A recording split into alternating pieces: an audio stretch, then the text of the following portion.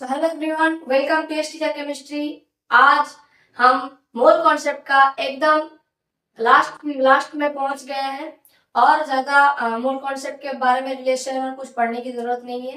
यही हमारा last relation है कि वॉल्यूम ऑफ गैस के साथ मोल कॉन्सेप्ट का रिलेशन। ये चैप्टर, ये जो टॉपिक है मोल कॉन्सेप्ट, लगभग खत्म कर चुके हैं हम। ठीक है, और ये हम देखेंगे और कुछ क्वेश्चंस करेंगे। इसका जो कंडीशन होता है आप लोग जानते हैं, शायद 9-10 में पढ़े गए होंगे। STP, NTP. एसटीपी क्या है? Standard temperature pressure, and NTP normal temperature pressure. ठीक है, उसके बारे में हम बात करेंगे। और हमने पहले ही जो चैप्टर है पूरा हम ओवरव्यू कर देते हैं एक बार। आप लोग याद करिए, हम पहले मोल कॉन्सेप्ट के बारे में ब्रीफ आइडिया जो है वो हमने ली थी। उसके बाद हमने देखा था कि मोल कॉन्सेप्ट के साथ जो रिलेशंस है, एक मास के साथ और एक पार्टिकल के साथ, हमने अलग अलग करके मास के साथ भी रिलेशन देखा और पार्टिकल के साथ कैसा कैसा रिलेशन है वो भी हमने देखा। फिर हमने देखा कि ये जो मास है, सब्सटेंस का मास और पार्टिकल, उन दोनों में क्या रिलेशन है वो भी हमने देखा। ठीक है, और हमने ज्यादा से ज्यादा न्यूमेरिकल की एग्जाम्पल जितना दे सके हम दे दिया। अच्छे से समझाने की भी कोशिश की। आई होप आप लोगों को समझ में आया होगा और समझ में आना भी चाहिए। हम बहुत डिटेल्स में आप लोगों को समझाएं ये सब बात। ठीक है, आज हम ये जो लेक्चर है इसको हम करेंगे वॉल्यूम ऑफ गैस के साथ मोल कॉन्सेप्ट का क्या रिलेशन है आज हम देखेंगे, और इसके साथ हमारा मोल कॉन्सेप्ट खत्म हो जाएगा। ओके, ठीक है। तो हम पहले देखेंगे कि जो गैस का वॉल्यूम हम जानते हैं। देखिए, वॉल्यूम ऑफ गैस कितना वॉल्यूम ऑफ गैस हम देखेंगे, कितना वॉल्यूम ऑफ गैस हम मानेंगे 1 मोल। हम बोलेंगे 1 मोल ऑक्सीजन गैस मतलब कितना वॉल्यूम गैस। एक फिक्स्ड वॉल्यूम होता है 1 मोल। जब हम कहेंगे तब एक फिक्स्ड वॉल्यूम का गैस हम देखेंगे कितना वॉल्यूम गैस मतलब 1 मोल। तो हम लोग पढ़े होंगे, हम भी छोटे में पढ़े हैं कि जो गैस होता है उसका कोई वॉल्यूम नहीं होता। गैस जिस कंटेनर में या फिर जिस घर में, जिस रूम में रहता है, वो उसी का वॉल्यूम एक्वायर कर लेते हैं। ओके, ठीक है। अगर हम एक कंटेनर में O2 गैस दिए तो वो O2 गैस हम जानते हैं पूरे वो कंटेनर में फैल जाता है। ठीक है, गैस का कोई वॉल्यूम नहीं होता। मगर हम देखिए ये जो पूरा यूनिवर्स है, यहाँ पे हम कहीं पे थोड़ा सा ऑक्सीजन गैस छोड़ दिया। ठीक है, अब वो गैस तो पूरा यूनिवर्स एम्प्टी प्लेस है, तो कहीं भी O2 ही पूरा फैल जाएगा। मगर फैलता नहीं है। O2 भी है, N2 भी है, सब कुछ है, ऑक्सीजन, नाइट्रोजन, कार्बन सब कुछ है। मतलब एक फिक्स्ड अमाउंट होता है। एक थोड़ा अमाउंट ऑफ O2 पूरा यूनिवर्स को कैप्चर नहीं कर सकता। ठीक है, तो एक फिक्स्ड अमाउंट ऑफ वॉल्यूम हम जब इकट्ठा करेंगे उसको हम कहेंगे कि ये 1 मोल H2 के लिए जितना वॉल्यूम हम देखेंगे, कितना वॉल्यूम गैस मतलब 1:2। इतना वॉल्यूम नाइट्रोजन गैस मतलब 1 मोल नाइट्रोजन गैस। ठीक है, तो आज हम देखेंगे मोल के साथ वॉल्यूम ऑफ गैस के रिलेशन। ठीक है, चलिए अब मैं फिक्स्ड कैसे है। देखिए, फिक्स्ड करना पड़ता है। गैस के वॉल्यूम तो फिक्स्ड नहीं होता ना, तो गैस के वॉल्यूम को फिक्स्ड करना पड़ता है। फिक्स्ड कैसे करते हैं? एक टेम्परेचर और प्रेशर को हम फिक्स कर देते हैं। अगर टेम्परेचर और प्रेशर को हम फिक्स कर देते हैं तो वॉल्यूम भी ऑटोमेटिकली फिक्स्ड हो जाएगा। देखिए, टेम्परेचर और प्रेशर अगर हम बढ़ा दिया तो वॉल्यूम इंक्रीज करेगा या फिर डिक्रीज करेगा। ओके, ठीक है। तो ये जो 1 मोल है, 1 मोल मतलब कितना वॉल्यूम। हम कुछ चीज ले ली, मतलब हमने बोला कि ये 1 मोल है, तो 1 मोल मतलब कितना वॉल्यूम, ये आज हम देखेंगे कि एसटीपी में स्टैंडर्ड टेम्परेचर एंड प्रेशर, हम जिस कंडीशन में 1 मोल, जिस कंडीशन में हम मोलर वॉल्यूम काउंट कर सकते हैं, उस कंडीशन को हम कहते हैं एसटीपी। हम ऐसे ही कहीं पर किसी गैस का वॉल्यूम चेक नहीं कर सकते, किसी का वॉल्यूम हम मेजर नहीं कर सकते। हम जब 1 मोल का वॉल्यूम मेजर करेंगे तब उस गैस का एक कंडीशन में रहना पड़ेगा जो कि है STP, standard temperature and pressure. वहां पे टेम्परेचर का एक पर्टिकुलर अमाउंट होता है और जो प्रेशर है उसका भी एक पर्टिकुलर अमाउंट होता है। ओके, चलिए हमने यहाँ पे हमारे पीरियोडिक टेबल में हम जानते हैं 11 to 12 गैस है, 11-12 गैस है, तो उनमें से हम 4-5 गैस ले रहे हैं यहाँ पे। देखिए, हाइड्रोजन ले लिया, नाइट्रोजन ले लिया, oxygen, carbon dioxide, sorry Cl2, 4 gas हमने ले लिया। अब इसका हम देखेंगे कि 1 मोल जो है 1 मोल में इसका कितना वॉल्यूम होगा। 1 मोल H2 मतलब कितना वॉल्यूम H2, 1 मोल N2 मतलब कितना वॉल्यूम N2, 1 मोल हमने कहा 1 मोल Cl2 लाया मतलब कितना वॉल्यूम ऑफ Cl2 लाया, हमको जानना पड़ेगा। ठीक है, तो उसको जानने के लिए हमको पहले हमने बताया कि हमको एक कंडीशन की जरूरत है, और कंडीशन हम कहते हैं कि एसटीपी। एसटीपी का फुल फॉर्म है स्टैंडर्ड टेम्परेचर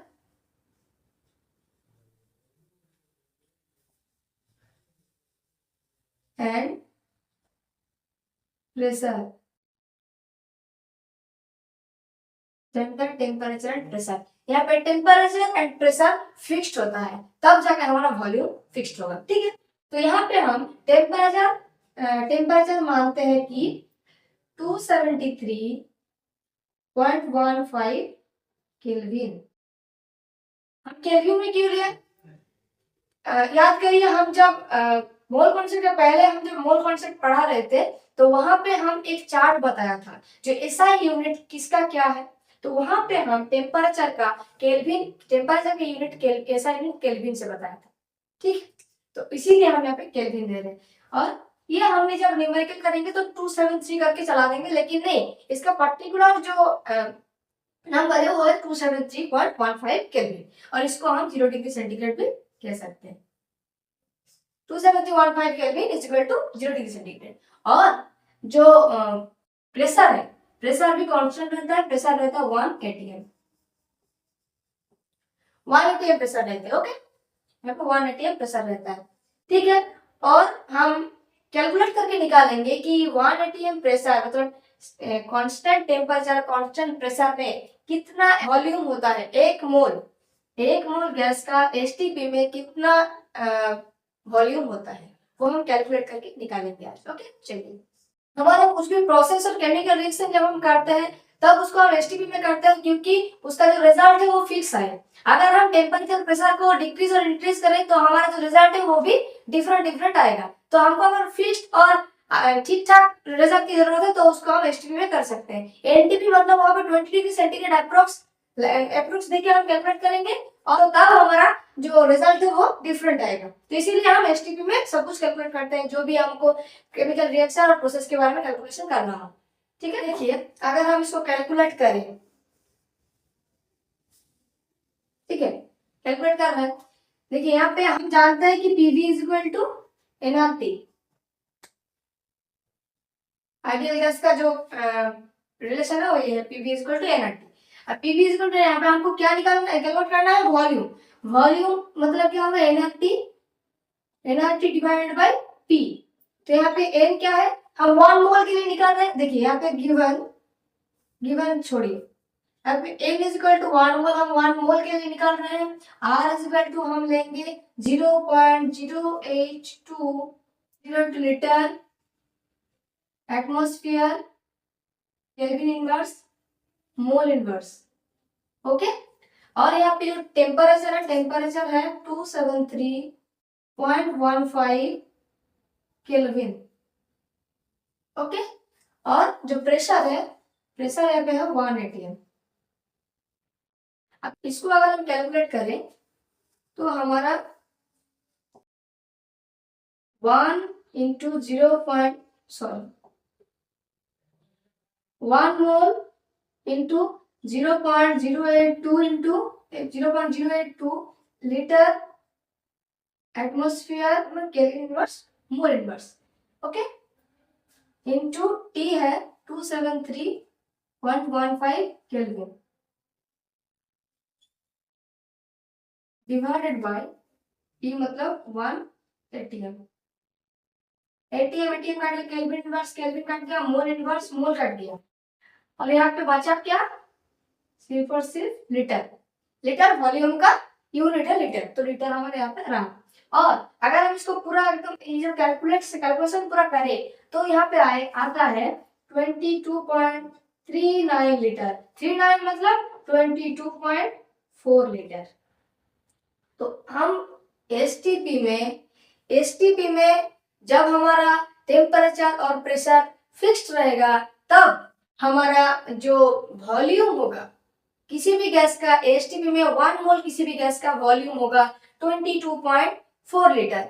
1 मोल H2 हाइड्रोजन मतलब 22.4 लीटर H2। 1 मोल N2 मतलब 22.4 लीटर N2। 1 मोल Cl2 मतलब 22.4 लीटर Cl2। तो ऐसे हम अगर टेम्परेचर प्रेशर फिक्स रखें मतलब कंडीशन एसटीपी हो हमारा और हम 1 मोल किसी भी गैस का वॉल्यूम निकाले तो उसका हमारा निकल के आएगा 22.4 लीटर। हमेशा कभी चेंज नहीं होगा। अगर आपका कंडीशन एसटीपी है तो ये जब वॉल्यूम हमारा निकल के आएगा तो 22.4 ही होगा। ठीक है, यही आएगा। और कंडीशन एनटीपी, एनटीपी का भी हम कैलकुलेट करके दिखा रहे हैं आप लोगों को। पहले ये देख लीजिए, समझ में आया तो कमेंट सेक्शन में हाँ लिख देना जरूर। चलिए, और एक कंडीशन है हमारे एनटीपी जिसको कहते हैं normal temperature and pressure. NTP, NT मतलब नॉर्मल टेम्परेचर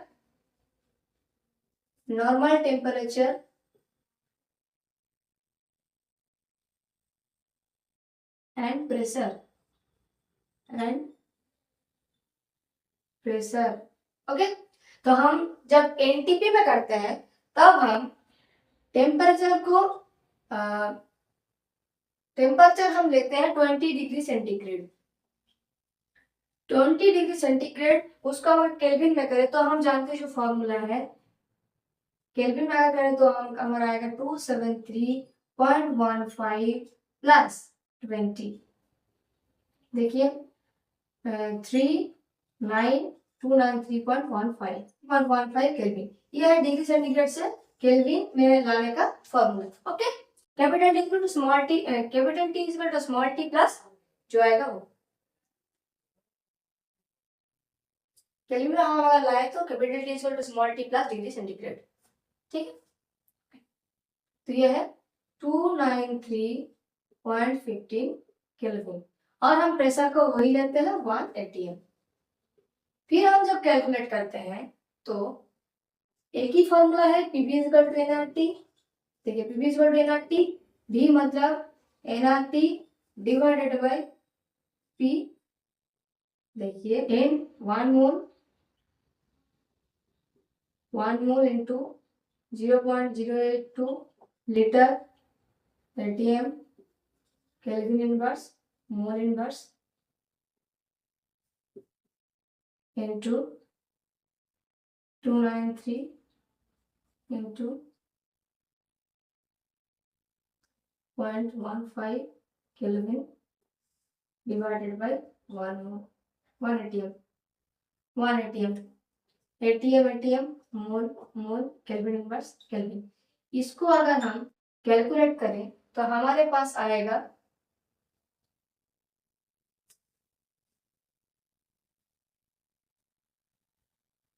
इसको अगर हम ऐसे कैलकुलेट करें तब हमारे पास आएगा 24.05 लीटर। तो एनटीपी में जो वॉल्यूम है वो है ये। मगर हम अगर किसी भी प्रोसेस करें, किसी भी केमिकल रिएक्शन करें तो हमारा एसटीपी कंडीशन ही चाहिए, एनटीपी से नहीं होगा। एसटीपी कंडीशन मतलब 1 मोल का वॉल्यूम 22.4 लीटर। ओके, 22.4 लीटर ही हमें चाहिए और एसटीपी में हमको कुछ भी रिएक्शन करना है। तो हमको हमारा समझ में आ गया कि जो 20 हम जो कहते थे छोटे में 1 mole is equal to 22.4 litre, ये क्यों कहता है, क्यों हम लोग वो पढ़ के आए हैं कि 1 mole is equal to 22.4 litre, वो आज समझ में आ गया।